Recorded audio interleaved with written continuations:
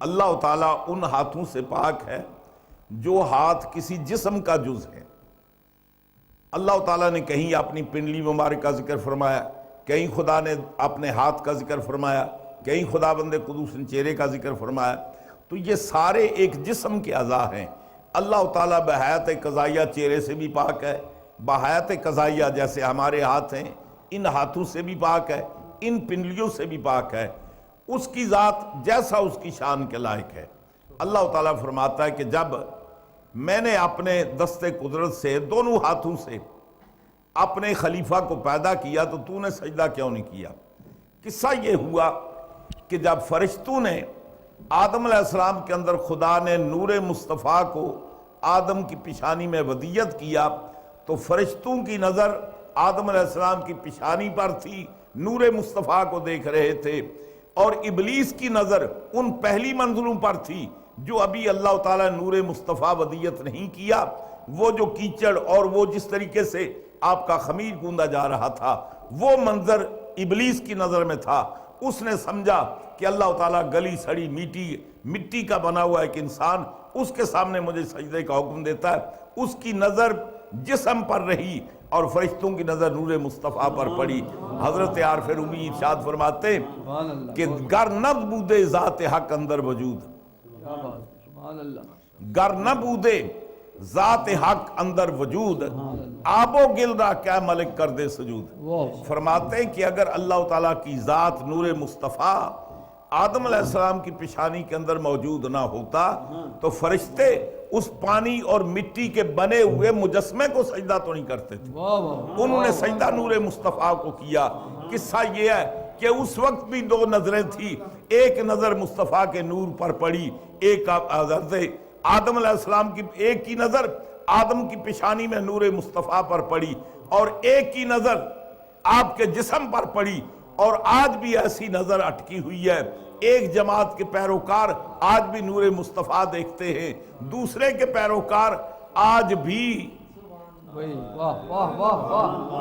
بات دیکھیں نا، دونوں کا سلسلہ چل رہا ہے۔ جو فرشتوں کے پیروکار ہیں وہ آج بھی نور دیکھتے ہیں، جو ابلیس کا پیروکار ہے وہ آج بھی مٹی اور کیچڑ کو دیکھتا ہے۔ یہ اپنے اپنے مقدر کی بات ہے۔ برسبیل تذکرہ ویسے اصل شاگرد لائق وہی ہوتا ہے جو استاد کی اتباع کرے، استاد کی پیروی کرے اور کسی مرحلے میں استاد کی نافرمانی نہ کرے۔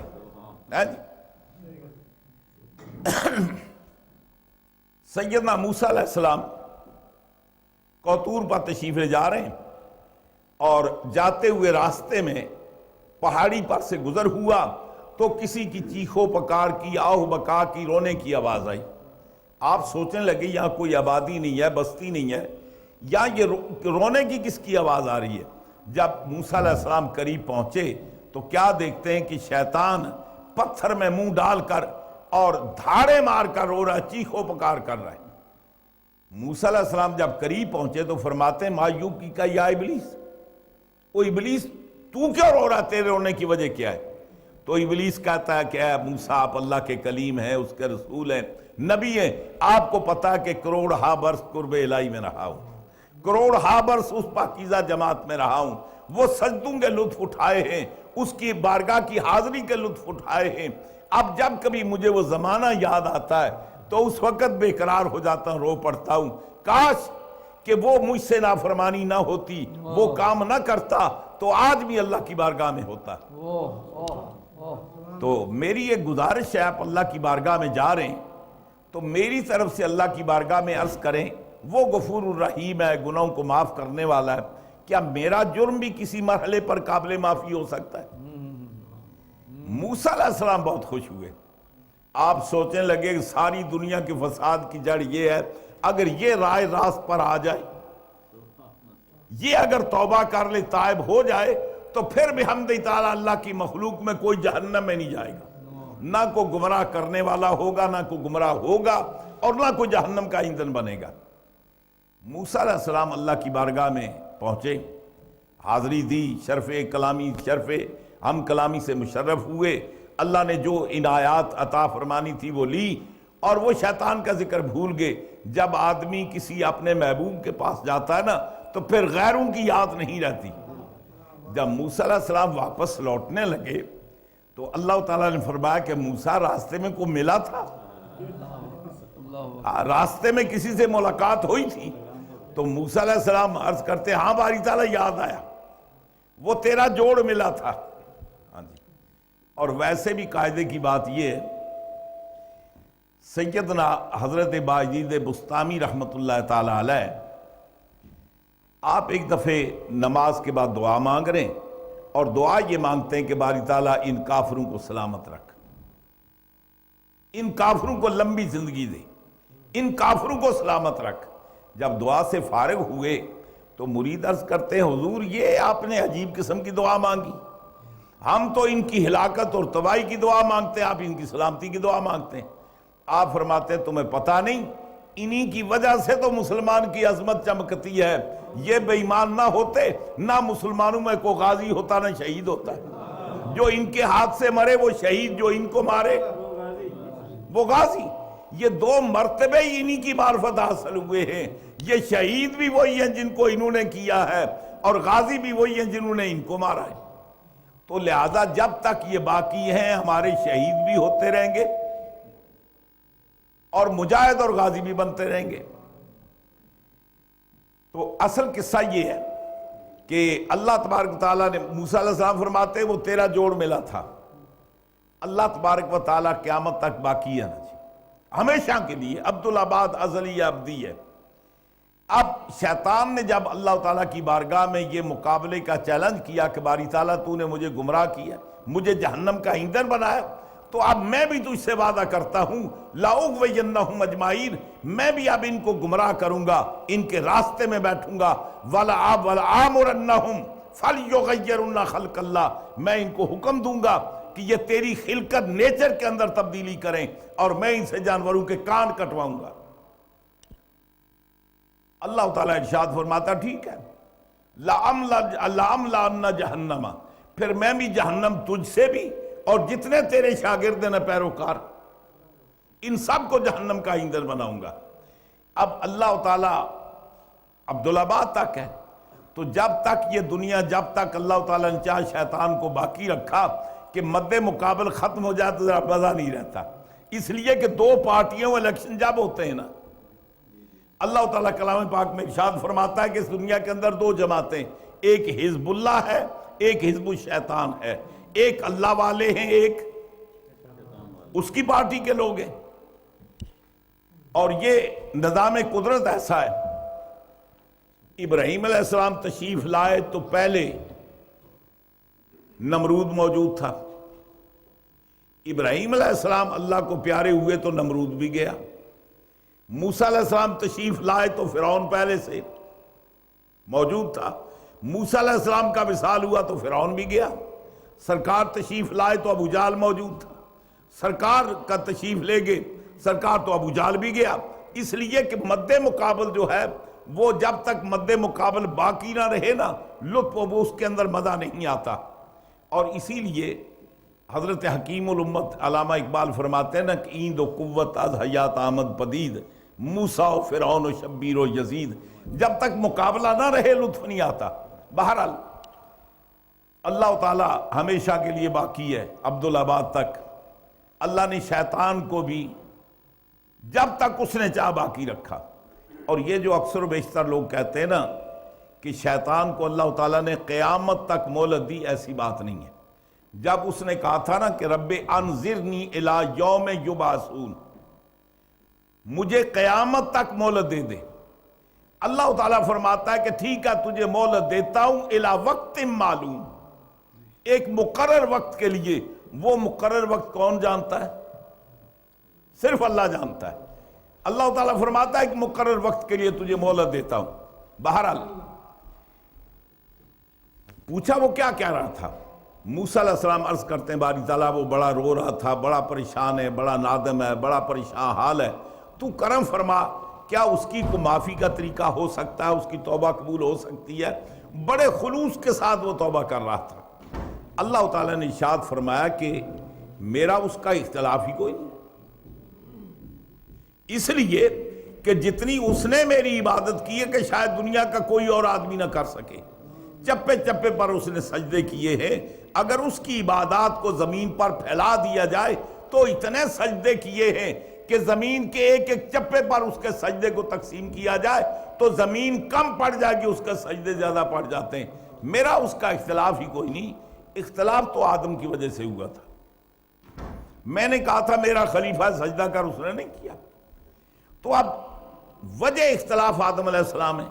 اب ظاہری طور پر آدم علیہ السلام تو موجود نہیں ہے، فلاں جگہ ان کی قبر موجود ہے، تو آپ اس سے کہیں کہ جا کر آدم کی قبر کو سجدہ کر لے، میرا اس کا اختلاف ختم۔ وجہ فساد تو یہی تھی نا، آدم علیہ السلام کی قبر پر جا کر سجدہ کر لے، میرا اس کا اختلاف ختم۔ موسیٰ علیہ السلام بہت خوش ہو گئے، سوچنے لگے وہ اس بے ایمان نے اتنے کام کیے، اللہ تعالیٰ تو کبھی اس کو معاف کرنے کے لیے تیار ہی نہیں ہوگا، اللہ تعالیٰ مانے گا ہی نہیں۔ اللہ تعالیٰ نے کوئی کنڈیشن نہیں لگائی، کوئی شرط نہیں لگائی، بڑا آسان اللہ تعالیٰ مان گیا۔ موسیٰ علیہ السلام بڑے خوش بخوش جلدی قدم اٹھاتے ہوئے تشریف لاتے ہیں کہ کب میں شیطان کو ملوں اور اس کو مجدہ جاں فضا سناؤں کہ اللہ تعالیٰ نے تو انکنڈیشنل تجھے معاف کر دیا، ایک ہی شرط رکھی، کوئی لمبی چوڑی شرائط نہیں ہے۔ موسیٰ علیہ السلام آئے، شیطان انتظار میں تھا، تو موسیٰ علیہ السلام فرماتے ہیں شیطان مبارک ہو، اللہ تعالیٰ تو بڑا آسان مان گیا۔ پوچھا ہوا کیا ہے؟ کہتے ہیں کہ اللہ تعالیٰ فرماتا ہے میرا اس کا کوئی اختلاف نہیں، کوئی ناراضگی نہیں، وہ تو مواحد ہے، میری توحید کا تو بڑا پکا قائل ہے۔ اختلاف اس بات پر ہوا کہ آدم کو سجدہ اس نے نہیں کیا تھا، تو میں نے یہ کہا کہ تو اب بھی جا کر آدم کی قبر کو سجدہ کر لے، میرا اس کا اختلاف ختم۔ شیطان اچھلا، اس نے کہا کہ لانتی رہنا منظور، گلے میں لعنت کا توق منظور، قبر سے نہیں جاتا، ہم زندوں کے پاس نہیں جاتے، خدا قبروں پر بھیجتا ہے، اور اتنا بے ایمان اپنے وعدے کا پکا ہے، آج تک قبر میں نہیں جاتا، بالکل اپنے وعدے پر پختہ ہے۔ اور جتنے شاگرد ہیں انہوں نے اپنے استاد کی لاج رکھی، استاد جی نہیں جاتے تھے، ہم بھی نہیں جاتے، نہ وہ زندوں کے پاس گئے نہ مردوں کے پاس، ہم بھی نہیں جاتے۔ تو یہ اپنی اپنی تعلیمات کا سلسلہ ہے۔ شیطان کی نظر اس خاکی جسم پر پڑی تو یہ کہہ اٹھا انا خیر منہ خلقتنی من نار و خلقتہ من طین، میں اس سے بہتر ہوں، مجھے تو نے آگ سے پیدا کیا، آدم کو مٹی سے پیدا کیا۔ یہ تو خلاف قیاس ہے، اعلیٰ کو ادنا کے سامنے جو کہا جائے۔ اس کی نظر اس مجسمے پر محدود رہی، فرشتوں کی نظر میرے مصطفیٰ کے نور پر پڑی، سارے کے سارے سجدے میں جھک کے۔ تو پہلی برکات میرے مصطفیٰ کی، مولانا روم فرماتے ہیں کہ دراصل وہ آدم علیہ السلام کو سجدہ نہیں تھا، وہ نور مصطفیٰ کی نور مصطفیٰ کو سجدہ کیا۔ جب نور مصطفیٰ کو چمکتے ہوئے آدم علیہ السلام کی پیشانی میں دیکھا، یہ نور یکے بعد دیگرے یہ دنیا میں منتقل ہوتا ہوا آیا، کبھی یہ نوح کی پیشانی میں چمکا، کبھی یہ خلیل کی پیشانی میں چمکا، اور کبھی یہ ذبیح اللہ کی پیشانی میں چمکا۔ نوح کی پیشانی میں چمکا، ان کی نجات کا سبب بنا۔ خلیل کی پیشانی میں چمکا تو آگ نہ جلا سکی، ذبیح اللہ کی پیشانی میں چمکا تو چھری کارگر نہ ہو سکی۔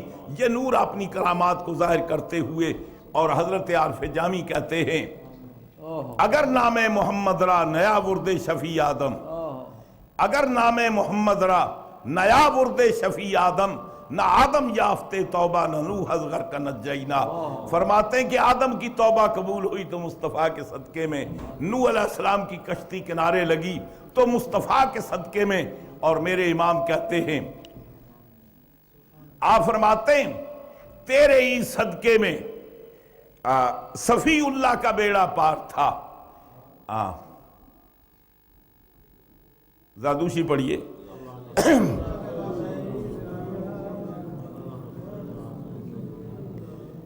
فرماتے ہیں کہ تیرے صدقے میں صفی اللہ کا بیڑا پار تھا، تیری رحمت سے نجی اللہ کا بجرا تر گیا۔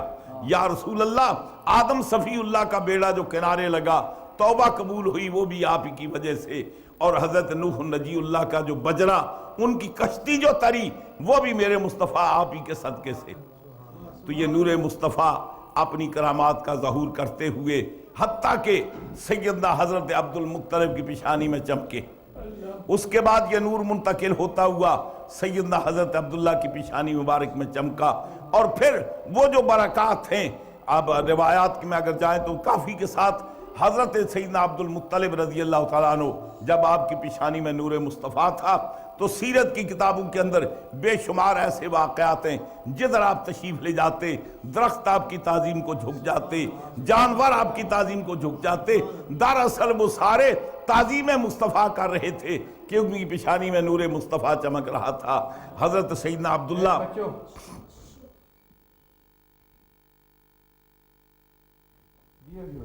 آپ بھی لگے ہوئے ساتھ بات کر رہے ہو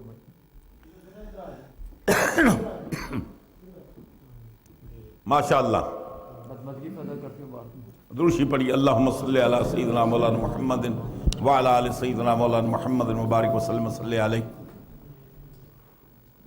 تو گزارش یہ پیش کر رہا تھا کہ سیدنا حضرت عبداللہ رضی اللہ تعالیٰ عنہ کی پیشانی میں جب یہ نور چمکا تو اس وقت کے بہت سارے تاریخوں کے اندر واقعات ہیں، اگر میں اس طرف چل پڑوں تو پھر وہ اگلا معاملہ رہ جائے گا۔ غرضے کہ یہ اللہ تعالیٰ کی امانت اور پش در پش منتقل ہوتے ہوئے اللہ تعالیٰ ارشاد فرماتا ہے وَتَقَلُّبُكَ فِي السَّاجِدِينَ، اے محبوب ہم نے آپ کو سجدہ کرنے والوں میں منتقل کیا، سجدہ کرنے والوں میں۔ حضور فرماتے ہیں میں ہمیشہ پاکیزہ پشتوں میں اور پاکیزہ ریموں کے اندر منتقل ہوتا ہوا آیا، جس کا حضور نے یہ اعلان فرمایا کہ میرے آباء و اجداد میں کوئی مشرک نہیں تھا، اس لیے کہ قرآن کہتا ہے انما المشرکون نجس، مشرک کیا وہ نجس ہیں، ناپاک ہیں، اور میرے مصطفیٰ فرماتے ہیں کہ میں ہمیشہ لا تزالو، ہمیشہ میں منتقل ہوتا ہوا ارحام طاہرہ کے اندر، اصلاب طیبہ کے اندر میں طائب منتقل ہوتا ہوا آیا۔ بتانا یہ تھا آدم سے لے کر میرے والدین تک کوئی مشرک نہیں ہوا، کوئی اللہ تعالیٰ کے ساتھ شرک کرنے والا نہیں ہوا۔ اگر اسلام اصلی صورت میں موجود تھا تو وہ اسلام کے پیروکار تھے، اور اگر کوئی دین موجود نہیں تھا تو وہ دین فطرت کے اوپر موجود تھے،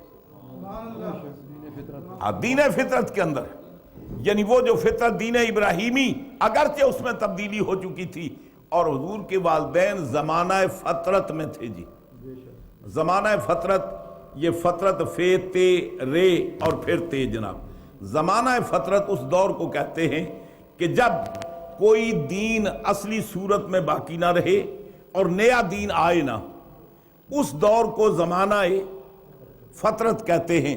تو حضور کے والدین، ابھی حضور نے اعلان نبوت نہیں فرمایا، سرکار کی ولادت نہیں ہوئی، اپنی نبوت و رسالت کا اعلان نہیں کیا، ابراہیم علیہ السلام کا دین بدل چکا تھا، اصلی صورت میں قائم نہیں تھا، دین موسوی ان کے لیے تھا نہیں، دین عیسوی بھی ان کے لیے نہیں تھا، وہ تو صرف بنی اسرائیل کے لیے آئے تھے۔ بنو اسماعیل کے لیے یہ سابقہ جتنے بنو اسماعیل کے اندر جتنے انبیاء کرام تشریف لائے، ان سب کی رسالت و نبوت بنو اسرائیل کے لیے تھی، بنو اسماعیل کے لیے نہیں۔ تو بہرحال یہ اس زمانہ فطرت میں تھے۔ اور ایک اور کامن سینس کی بات ہے، آپ سے بازار سے کوئی اعلیٰ قیمتی چیز خرید کر لاتے ہیں، کوئی شربت مشروب لاتے ہیں، کوئی اعلیٰ چیز لاتے ہیں، تو کبھی آپ نے ایسے کیا ہو کہ اس کو گھر میں لا کر کسی ناپاک برتن میں رکھا ہو، کسی ناپاک برتن میں ڈالا ہو؟ تو جب آپ کا شعور یہ ہے کہ کوئی صاف ستھری چیز کسی ناپاک برتن میں نہیں رکھتے، تو خدا بند قدوس نے اپنے نور مصطفیٰ کے لیے ناپاک برتنوں کا انتخاب کیسے کیا؟ اللہ تعالیٰ نے پاکیزہ برتنوں کے اندر منتقل کیا۔ اسی لیے کلام پاک میں اللہ تعالیٰ فرماتا ہے لَقَدْ جَاءَكُمْ رَسُولٌ مِّنْ أَنفُسِكُمْ، سیدہ کائنات حضرت سیدہ خاتون جنت سلام اللہ علیہ کی قرات یہ ہے، آپ فرماتی ہیں لَقَدْ جَاءَكُمْ رَسُولٌ مِّنْ أَنفُسِكُمْ، انفس جمع نفس کی ہے، اور انفس یہ اس میں تفصیل کا صیغہ ہے۔ بتایا یہ کہ میرے مصطفیٰ ان لوگوں میں آئے جو تم میں نفیس ترین لوگ تھے، جو نفیس، اور اس میں تفصیل مصدری معنی کی مقابلے میں زیادتی کے لیے آتا ہے، تو مصدری معنی کے کیا ہے؟ نفاست، پاکیزگی۔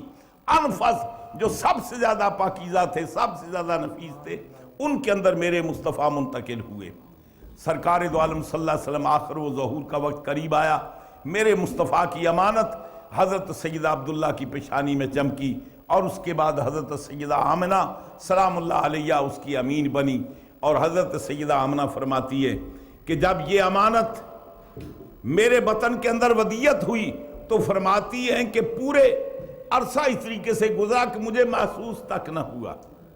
فرماتے ہیں کہ جیسے عورت جب امید سے ہو تو اس کی جسامت میں فرق پڑتا ہے، آپ فرماتی ہیں کہ کسی کو یہ معلوم نہیں ہوتا تھا، میری جسامت میں کوئی فرق نہ پڑا، مجھے کوئی دقت محسوس نہ ہوئی، کوئی بوجھ محسوس نہ ہوا، اس لیے کہ بوجھ تو ان لوگوں سے محسوس ہوتا ہے، میرے مصطفیٰ تو نور ہیں، نور لطیف ہوتا ہے، لطیف شے کے اندر بوجھ کیسے ہو سکتا ہے۔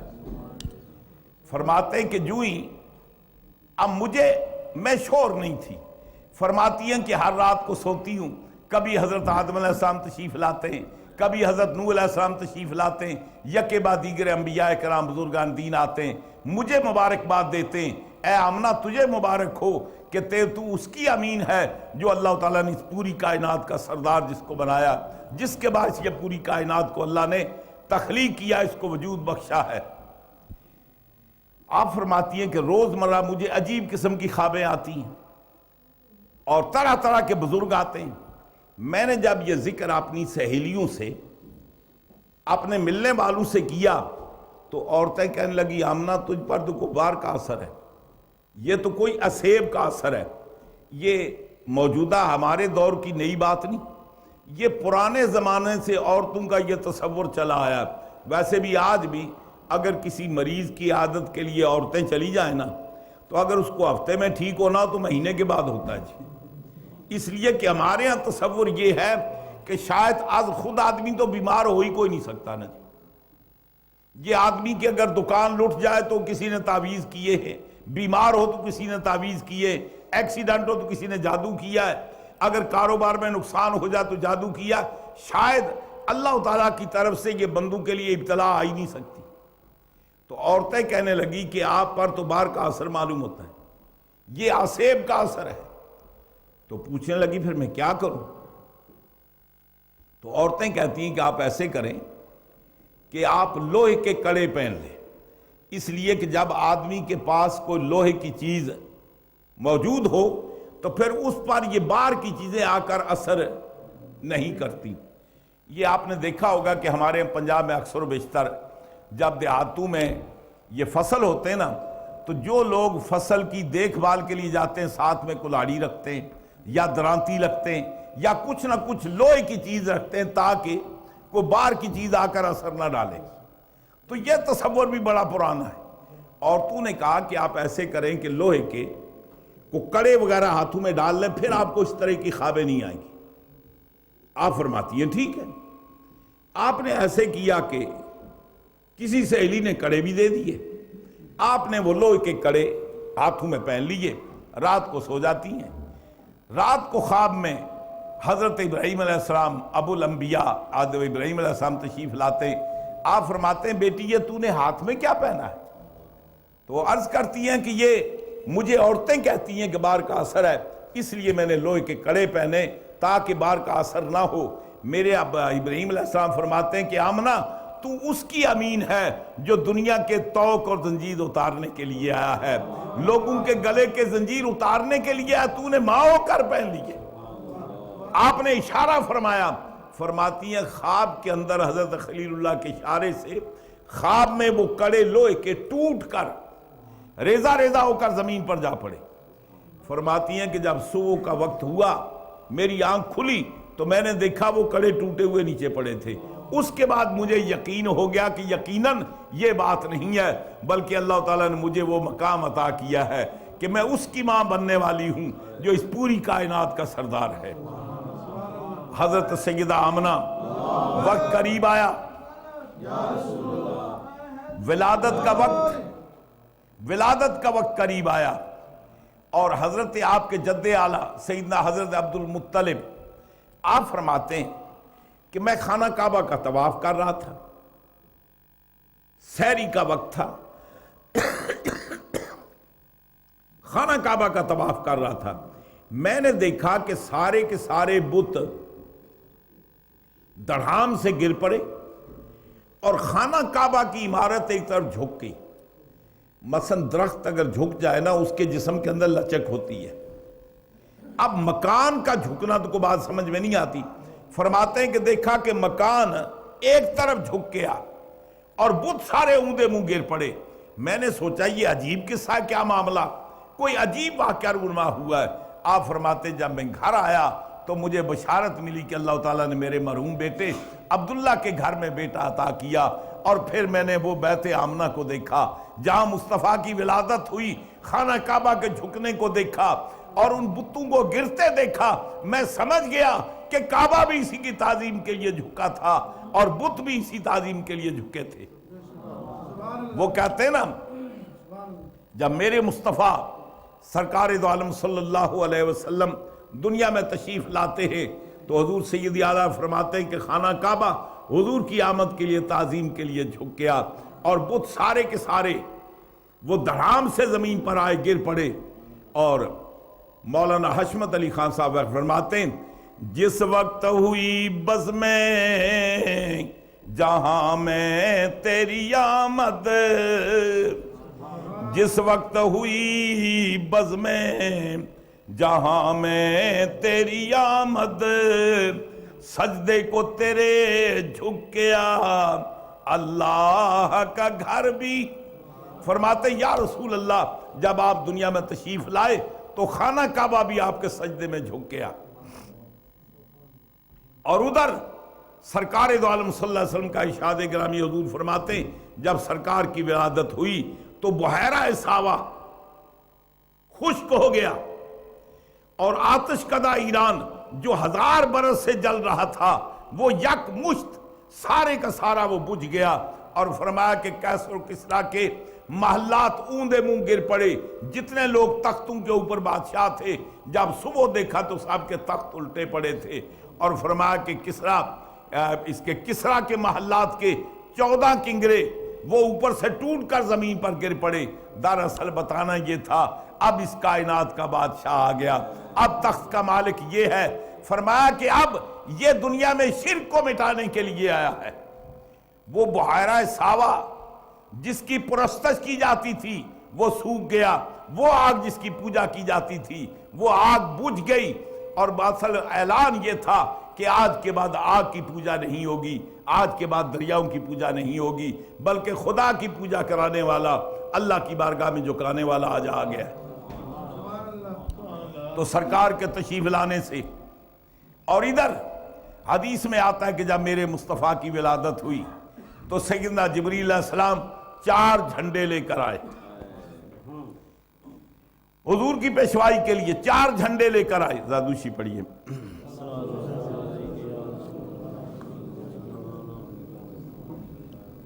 ایک جھنڈا خانہ کعبہ پر نصب کیا, ایک جھنڈا مدینہ پاک جہاں سرکار کا روضہ انور ہے وہاں نصب کیا گیا, ایک جھنڈا بیت المقدس کے اوپر نصب کیا گیا اور ایک جھنڈا بیت المعمور پر نصب کیا گیا.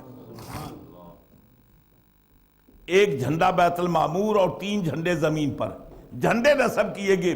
دراصل بتانا یہ تھا کہ آج آنے والا وہ ہے, اس خانہ کعبہ کا امام بھی وہی ہے. آج آنے والا وہ ہے, مسجد اقصی کا امام بھی وہی ہے. آج آنے والا وہ ہے جو بیت المعمور کا امام بھی وہی ہے. اور آج آنے والا وہ ہے جس کی ولادت مکے میں ہوگی اور جس کا کیپیٹل دارالخلافہ مدینہ پاک ہوگا. پہلے سے اس کا نظام کر دیا گیا. اور پھر سرکار دو عالم صلی اللہ علیہ وسلم دنیا میں آپ کا ظہور ہوتا ہے. ظہور ہونے سے پہلے حدیث میں آتا ہے کہ خداوند قدوس نے 70,000 فرشتوں کو بھیجا جبریل علیہ السلام کی قیادت میں. فرمایا کہ جبریل جاؤ, میرا محبوب آنے والا ہے, میرے محبوب کو ریسیو کرو, میرے محبوب کا استقبال کرو اور میرے محبوب کی بارگاہ میں صلاۃ و سلام عرض کرو. حدیث میں آتا ہے کہ بیت آمنہ کے سامنے 70,000 فرشتے 10 بستہ ہو کر کھڑے تھے اور یہ صدا بلند کر رہے تھے, اظہر یا محمد, اظہر یا محمد, اظہر یا محمد. اے مصطفیٰ تشریف لائیں, ہم آپ کے دیدار کے لیے آئے ہیں, آپ کے استقبال کے لیے آئے ہیں. اور میرے مصطفیٰ کی ولادت ہوتی ہے ادھر سب سے پہلے جبریل نے فرشتوں کے ساتھ باجماعت ہو کر مصطفیٰ کی بارگاہ میں صلاۃ و سلام پڑھا. اس لیے آج بھی ہم ولادت کے وقت جو ولادت کا ذکر کرنے کے بعد سلام پڑھتے ہیں یہ فرشتوں اور جبریل کی سنت ادا کرتے ہیں, جبریل کی سنت ادا کرتے ہیں, اور خوشی کا اظہار اس لیے کرتے ہیں کہ پوری کائنات والے خوش تھے. اور حدیث کریمہ میں آتا ہے میرے مصطفیٰ کی ولادت ہوئی, پرندے مشرق والے پرندے اڑ کر مغرب کی طرف جا رہے ہیں, مغرب کے پرندے اڑ کر مشرق کی طرف جا رہے ہیں, ادھر کی مچھلیاں تیر کر ادھر جا رہی ہیں, ادھر کی مچھلیاں تیر کر ادھر آ رہی ہیں. پوچھا یہ ہلچل کیوں مچ گئی, پرندوں تم نے رستے سفر کیوں باندھا؟ کہنے لگے ہم مبارک دینے جا رہے ہیں. آج وہ آ گیا کہ جو آنے والا صرف زمین والوں کے لیے نہیں ہمارے لیے بھی رحمت ہے. اللہ کی پوری کائنات کے لیے میرے مصطفیٰ مچھلیوں کے رحمت بن کر آئے, پرندوں کے لیے رحمت بن کر آئے, زمین والوں کے لیے رحمت بن کر آئے, آسمان والوں کے لیے رحمت بن کر آئے. سبھی خوش ہیں. مچھلیاں ایک دوسرے کو سلام مبارکباد پیش کرنے کے لیے سفر کر رہی ہیں, پرندے سفر کر رہے ہیں. وہ کہتے ہیں نا کہ نثار تیری چہل پہل پر, نثار تیری چہل پہل پر ہزار عیدیں ربیع الاول, سوائے ابلیس کے جہاں میں سبھی تو خوشیاں منا رہے ہیں. فرماتے ہیں کہ ربیع الاول کی عید ہزاروں عیدیں تیری چہل پہل کر قربان ہوں. آج پوری کائنات خوش ہے, پوری کائنات کے اندر جشن کا ساماں ہے. اور ایک اور بات عرض کروں, سرکار پیدا ہوئے, صاحب مواہب لدنیا نے دیگر سیرت کی کتابوں نے لکھا ہے کہ جب سرکار پیدا ہوئے تو یہ ہوا کہ اس سال جزیرۃ العرب کے اندر سب لڑکے پیدا ہوئے. جزیرۃ العرب کے اندر جتنی مائیں امیدوار تھی اس سال سب لڑکے پیدا ہوئے, کوئی لڑکی پیدا نہ ہوئی. دراصل اس میں دو وجہ ہیں. بتانا یہ تھا, ایک تو یہ ہے کہ تم کسی عزیز کی ولادت پر لڈو باندھتے ہو, کسی عزیز کی ولادت پر پھول تقسیم کرتے ہو, کسی عزیز کی ولادت پر تحفے تحائف تقسیم کرتے ہو, مٹھائیاں تقسیم کرتے ہو. تم یہی کر سکتے ہو. اللہ تعالیٰ فرماتا ہے ہم نے اپنے محبوب کی آمد پر بیٹے تقسیم کیے. یہ تمہارے بس کی بات نہیں, ہم کر سکتے ہیں بیٹے تقسیم کیے. اور دوسری وجہ اور بھی تھی. عرب کے اندر رواج یہ تھا کسی کے ہاں اگر لڑکی پیدا ہوتی, وہ اتنا ترقی یافتہ دور نہیں تھا نا, قبل از وقت تو کسی کو یہ معلوم نہیں ہو سکتا تھا کہ بیٹا پیدا ہوگا یا بیٹی پیدا ہوگی, جتنا موجودہ دور میں انڈیا میں ظلم ہو رہا ہے. بہرحال اب اللہ یہ چاہتا ہے اگر اس جزیرۃ العرب میں کسی کے ہاں بیٹی پیدا ہوگی, نتیجہ یہ ہوگا کہ اس گھر میں صفے ماتم بچھے گی, صفے افسوس بچھے گی, اور پھر اس بیٹی کو زندہ درگور کیا جائے گا, گلا گھونٹ کر اس کو قتل کر دیا جائے گا. قرآن کہتا ہے وَإِذَا الْمَوْءُودَةُ سُئِلَتْ بِأَيِّ ذَنبٍ قُتِلَتْ. اللہ تعالیٰ فرماتا ہے کہ اس دن ہم ان بیٹیوں سے, ان لڑکیوں سے پوچھیں گے جن کو زندہ درگور کیا گیا, تو ان سے پوچھیں گے بِأَيِّ ذَنبٍ قُتِلَتْ, تمہیں کس گناہ میں قتل کیا گیا. تو اللہ یہ چاہتا ہے کہ میرا محبوب دنیا میں جا رہا ہے, جس کے ہاں بیٹی ہوگی اس کے گھر میں خوشی نہیں, افسوس کا اظہار ہوگا. اور ہو سکتا ہے کہ وہ صفاق باپ یہ کریں, صفاق گھر والے